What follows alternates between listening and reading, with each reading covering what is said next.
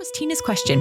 I'm looking at 45 different types of tomatoes in a catalog. Is there actually a massive difference between them, or am I just falling for pretty marketing? How much room do you have, and what is the flavor profile you're looking for, and which one of them is more important? I like this one. Get stuffed. Throw a stupid name at me like El Diablo Le Fuego. I'm like, oh, I gotta get 3 of them. The Helpful Gardeners, the podcast that digs into the buzziest plant trends and news you need to know, regardless of your growing zone. Colin is a skilled horticulturist with decades of growing experience across Canada. Brandi is the greenest of green thumbs with a love of asking questions. Welcome to our garden nook. I had the most terrifying experience at home yesterday. Spider. How did you know? Is that because that's what you're scared of? See, I knew if I brought this to your attention that you would understand, because you too are also scared of spiders. Yeah. I didn't think I was super scared of spiders because I see this little, the little zebra ones, and I think they're cute. And yeah. I see spiders in the garden. I'm like, oh my God, you're helping out. This is amazing. But it is January, and I found one in my house. And this is a spider I have never seen before. And I got really overwhelmed, and I didn't realize what kind of internal feeling I would have, right? Like I got the goosebumps. The goosebumps. I could feel my breathing changed, and it was probably the distance from me to that plant behind you. It was far enough away, and it was just chilling on the wall, right? It was fine. There was no way it was getting to me. Nope. And okay, can I show you a picture? Of or are course. you gonna get scared? No, okay. I'm. This thing was huge. I'd never seen anything that big in my house before. Jenny sent me a picture of one. So Jenny deals with the house spiders in our house. Okay. And I've trapped them a couple of times when I've had to. She sent me a picture of one, and it was so big she had to hold up the tub of floss Oh my God. next to it. And I was like, just get rid of it. You don't have to share. You know what though? I know, and here I am sharing. No, but that's okay. That's okay. Because I am not going to go to your house and see that. Yeah. Jenny is sharing something that is in my bathroom. Oh yeah. Well, unfortunately, I don't think anyone's going to see it. It went outside, and I don't know if it could really live. We didn't know where our bug hotels were. Well, it doesn't matter. There's something about, I can't remember the stat, but 90% of all spiders you find in your home were born in your home. You put them outside, they're going to die. Oh no. Yeah. I don't like that at all. I don't like it either. And I'm like, I'm not killing it, but I'm killing it. I just don't want to be brushing my teeth and being like, hey, dude. Hi, nice to see you. You were downstairs yesterday, and now you're upstairs, and you're So spiders, apparently they learn our routines. Okay. And they don't want to be around us, and we don't want to be. And I'm getting better. I am absolutely getting better. I see a spider in the house, and I'm like, it's cool. Yeah. I wish they would just go hide in your crack. Yeah, exactly. At night don't come into the bedroom, but at night when I'm asleep, you can walk around my house. You can go find a bug you want to eat. I'm cool with that because you won't eat my plants. We can be cool. Yeah.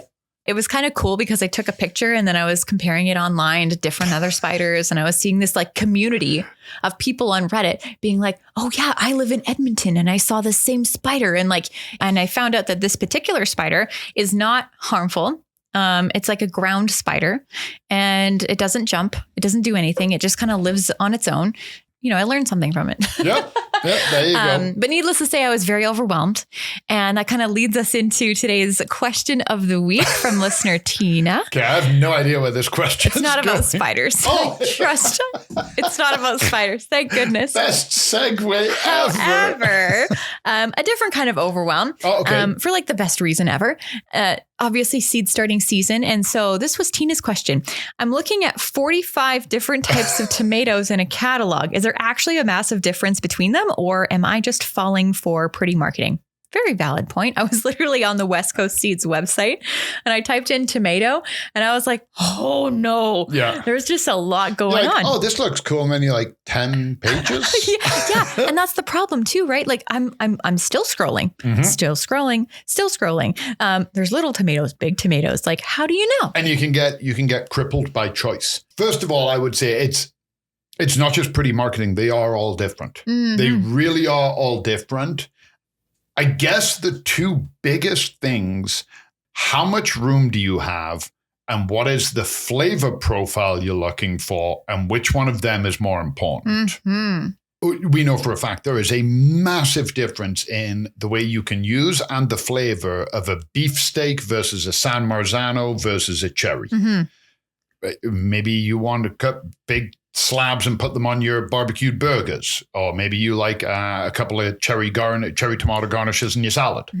And then you have determinate or indeterminate tomatoes. So do you have enough room for your tomato to get 8 foot tall, or do you need it to max out at 3.5 foot? Oh, yeah. And what's more important? So are you like, well, I have unlimited space, flavor is important, or you're like, well, I'm growing on a balcony here, I can't have anything too big, so I have to go with that. Then you pick your flavor profile or your size, and then you start narrowing down. I love that. Actually, really good kind of feature of websites if you're looking for seeds online is that you can really like narrow things down. So if you are looking for like an organic one, you can just go and filter by only organic. So start applying filters to kind of really like lessen the amount of choices, the color. They go by size. They go by what kind of season, the subfamily like you were talking about. So beefsteak, like for example, on this website, they have beefsteak and there's only 14. As opposed to, so yeah, there's still a lot. However, it does narrow things down a little bit. What I also thought about was if you're not looking at getting like a big national brand, maybe look and see more regional brands. So maybe there's like a seed company that's out of your province and maybe they have less ones. And then, oh, they've been grown here. Maybe they're going to do really well here. Or if you have the time, seed swap. Seed swap. Yes. We have lots of events in Calgary. Like there's CD Saturday. That's always really popular and you can get introduced that way. But I agree. It can be really hard. And especially say you've never grown tomatoes before. Maybe you just start with like the more tried and true. So look for those more buzzy keywords. Like you said, beefsteak, cherry tomato. When I go to get my tomatoes, I get the ones that I know we're going to enjoy. So absolutely, I'll try a new one this year. I've heard about it. And I finally grew one. It's one of the cherry grape tomatoes. It's called chocolate sprinkles. Oh yeah, that's right. It was delicious, by the way. Not my flavor profile. Oh, interesting. Jenny adored them. Oh, okay. Jenny, so now that's going to become a staple. Okay. You go, I'm only going to grow determinate one because of my limited space. And then you hate the flavor or you can't, you're like, well, I wanted to make sauces, but these aren't sauce tomatoes. They're salad tomatoes or sandwich or whatever. It's going to kill the enjoyment. Yeah. So why are you, kind of what we talked about with the garden intentions, figure out your why. Why am I growing this? Like, what is my end goal? When do I want to start eating them? Do you want to start eating them in June, or are you quite happy to wait until September because you want to can them all? Apply those mental filters and then find the filters online. Yeah, it does seem like a lot of reading though, hey? Because if you have, say, 45 different tomatoes, what do you right-click, open new tab, right-click, open new tab, and then you're just going to be reading all of these pages, right? Hold down Control and click, and it opens the new tab. Oh, well, okay. Whoa. Saving time. There we go. Well, talking about saving time, this might be a controversial opinion, but something that I have done is utilize AI, actually. Open up like ChatGPT or Gemini or whatever, and I will say, okay, I am on this website and I have this tomato, this tomato, this tomato, this tomato that look really good. Can you compare these and then make a table? And then it will like almost make the information a little bit easier to digest. Because I can tell you when I'm on this website, I'm like, the marketing's working. I see these beautiful photographs and the photographs are great. Like I see the sunrise bumblebee tomato. And it's this beautiful orange with yellow. It's lovely. And then you've got like, can I just go through this page? Of course. I want to name tomatoes. Amish paste. Where did the mortgage lifter tomato name come from? The mortgage lifter? Yeah, I've heard Barb talk about that. Apparently it's like I've had somebody like ask me for them before, a customer. Mortgage lifter. I like the Rapunzel. Rapunzel. I like the Rapunzel. That's a great and very fitting name. What else is there? The mountain merit, pink bumblebee, Prudence purple. Is pink bumblebee pink? Kind of. Okay. Like a little bit. I like this one. Get stuffed. Like, I just love, what else is there? Hold on. Let me just see if there's any roadster. Medusa, pork chop. Pork. Interesting. Okay. Yeah. Yeah. So there's just like the marketing. Have you ever been swayed through the marketing of seeds on a website? I kind of know what I like. Okay. So I'll tell you what. You know what? That's not fair to say, because if I'm talking specifically tomatoes, no, I have not. Okay. Hot peppers. Oh, the hot peppers. The hot peppers are something else. You throw a stupid name at me like El Diablo Le Fuego. I'm like, oh, I got to get 3 of that.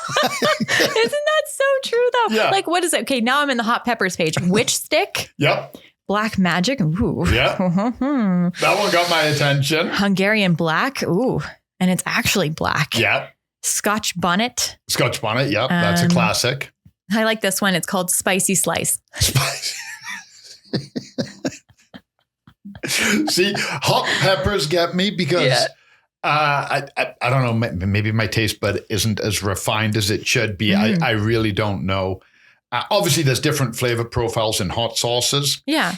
But I'm never one of those people that's like, oh, this specific hot sauce must only be used for this specific food group. Yeah. I'm like, any hot sauce can go on tacos. Any hot sauce can be a dipping sauce for my chicken nudgers. Yes. I don't really. So when it comes to hot peppers, color and fun name is going to get my attention the vast majority of the time. It's so funny how those different things totally get us, right? When we're so in a way, it is kind of fun when you start your seed shopping and you get to look at all these really funny names and really awesome pictures, and you do get excited.